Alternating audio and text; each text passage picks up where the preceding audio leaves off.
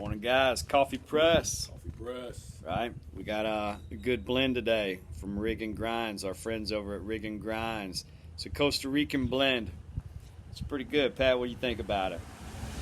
Very good. I mean, I just like fresh coffee, so it tastes great. I'm not really a connoisseur of coffee, but I like coffee.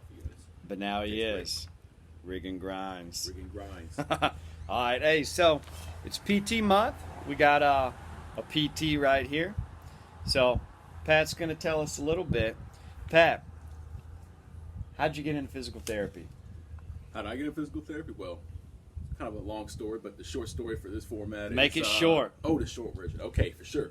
So, I mean, I don't. I just always, I was never always like the best athlete. I never had an injury. Some therapists, some people in sports medicine have injuries. I never did. I was just not a very good athlete. And I was always thinking about how can I get faster? How can I get stronger? And all that. Then through that thought process, I started just, being an adult, going through the military, going to school, and volunteering. I started seeing, a lot of people besides athletes want to move better.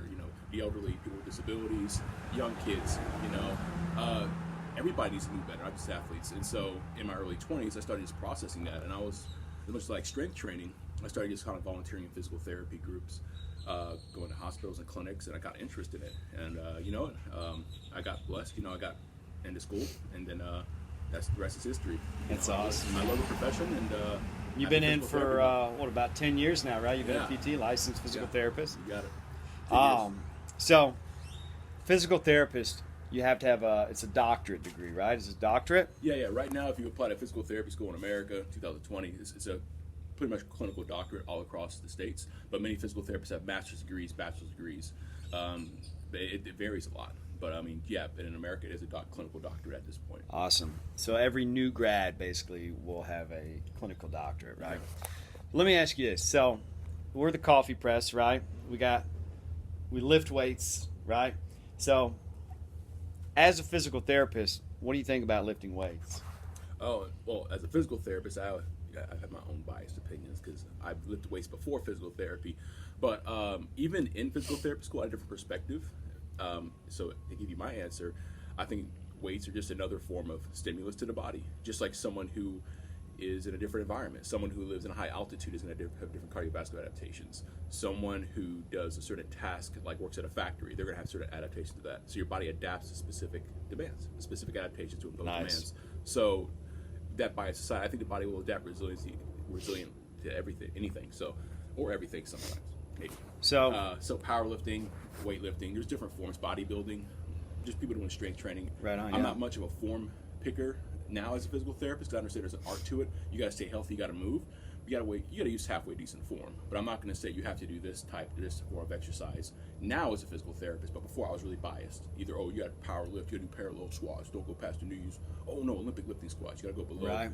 But I think it just depends on the person. So it's really that relationship that the person has with themselves or with the people they're working with. And that says a lot about how they want to train, and specifically weight training. It's all about the individual's goals and what makes them happy in a very safe manner. That's good, man. That's a real good answer. So, we're modifying right now with our program. So we're doing box squats and stuff. We're adjusting our depth, adjusting the modifiable factors. And right now, today, we're about to lift. We're starting our isometric block, right? So let me ask you this, man. So if I'm a lifter, I'm in the weight room, when would be a good time to see a physical therapist, right? Because some people might be working with a coach or whatever, right? And this is where I talk about on some of my podcast interviews. Sure. Everyone needs to stay in their lane, right? Sure. So sometimes you see non-clinicians, right, trying to do soft tissue work or stuff. People don't want to go to the doctor, right? Yeah. And I think people think with a physical therapist, they think, well, I don't need surgery.